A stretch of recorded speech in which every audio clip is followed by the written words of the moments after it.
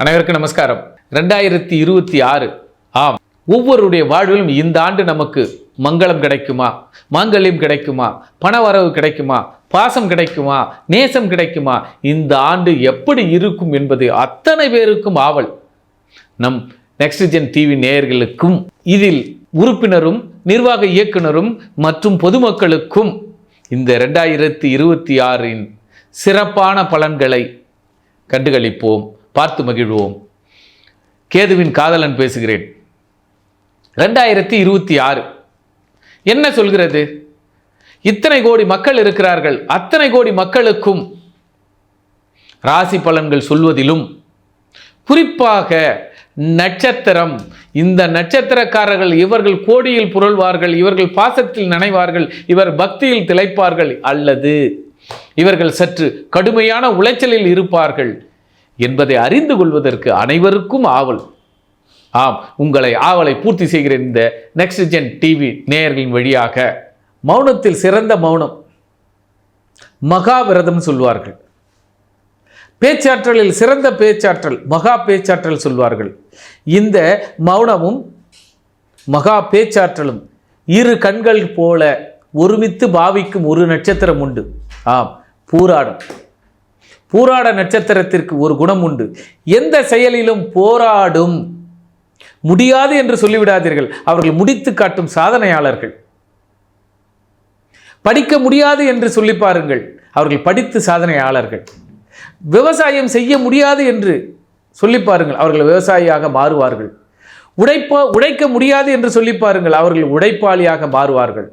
ஆக ஒரு கோணத்தில் மட்டும் பார்க்காதீர்கள், மறு கோணத்திலும் அவர்கள் வல்லவர்கள். இரு வல்லவர்கள் ஒரு சேர நிகழ்ந்தவர்கள், நிகழ்த்தியவர்கள், நிகழ்த்த போகிறவர்கள். பூராட நட்சத்திரம். 2 கை 2 வேலை செய்ய முடியும் அவங்களால, 2 கண் 2 பார்வை செய்ய முடியும். ஆக ஒரு கண் மறு கண், ஆனால் ஞானக்கண்ணும் அவர்களுக்கு உண்டு. அப்ப இவ்வளவு திறமை வைத்து இருப்பவர்கள் அவர்களுக்கு சற்று ஓய்வு உண்டு இல்லையா? எல்லா திறமைசாலிகளுக்கும் ஓய்வு உண்டு. அப்பொழுது பூராட நட்சத்திரம் இப்பொழுது ஓய்வான ஒரு சிறு காலம். உடைத்து கலைத்தவர்களுக்கு இந்த ஆண்டு இறுதியில் ஓய்வு உண்டு. ரிட்டையர்ட் ஆகிறவங்களுக்கு ஒரு சரியான காலம். இன்வெஸ்ட்மெண்ட் தப்பா பண்ணிடாதீங்க. அல்லது இவ்வளவு நாள் சம்பாரிச்சு வச்சிருந்ததை ஏமாலியா ஒரு சிட் ஃபண்டில் போட்டு ஏமாந்துடாதீங்க. ஏமாற்றம் வரும் காலம் உண்டு. ஆதலால் 2026 8 மாதம் வரை உங்களுடைய உழைப்புகளை சேமித்து வைத்துக் கொள்ளுங்கள், அல்லது செலவு செய்து விடுங்கள். ஆனால் கடைசி 120 நாள் அமைதி காருங்கள், அற்புதம் காணுங்கள். விரயங்கள் ஏற்பட்டு விபரீதங்களுக்கு ஒரு முடிவுக்கு வந்துவிடும். ஆக பூராடம் இந்த ஆண்டு கடைசி 120 நாள் பொறுமையுடன் இருக்க வேண்டும். பொறுமை உங்களுடைய பெருமை. மௌன விரதம். என்னால் பூர்வீகத்திலோ அல்லது எனது பெயரிலோ ஒரு அடம் பிடிக்காதீர்கள். பிடிவாதம் பிடித்து சற்று வெற்றியை கோட்டை விட்டவர்கள் பூராடம்.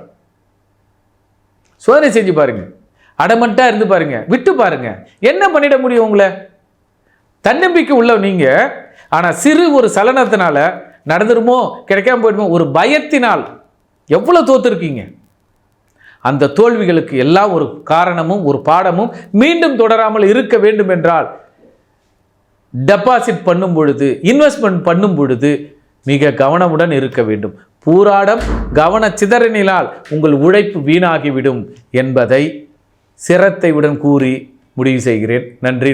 எல்லோருக்கும் 2026 எப்படி இருக்கும் என்பதை பொது பலனாக அல்லாமல் தனி பலனாக ஒவ்வொரு நட்சத்திரத்தின் வாயிலாக எப்படி இருக்க வேண்டும், எப்படி இருக்க வேண்டும், எப்படி வளர வேண்டும், எப்படி வாழ வேண்டும், எப்படி பழக வேண்டும், எப்படி படிக்க வேண்டும், எப்படி பக்குவமாக இருக்க வேண்டும், எப்படி பண்பாக நடக்க வேண்டும் என்பதை 27 நட்சத்திரத்தின் வாயிலாக அவருடைய தன்மையும் உண்மையும் நேர்மையும் பக்தியும் இந்த நெக்ஸ்ட் ஜெனரேஷன் டிவியின் வாயிலாக அவர்களுக்கும் அவர்கள் வாயிலாக உங்களுக்கும் கேதுவின் காதலனாக காயத்ரி சங்கர் கொடுத்த விளக்கங்கள் வாய்ப்புகளுக்கும் உங்களுடைய பரிணாம வளர்ச்சிகளுக்கும் எடுத்துக்கொள்ளுங்கள்.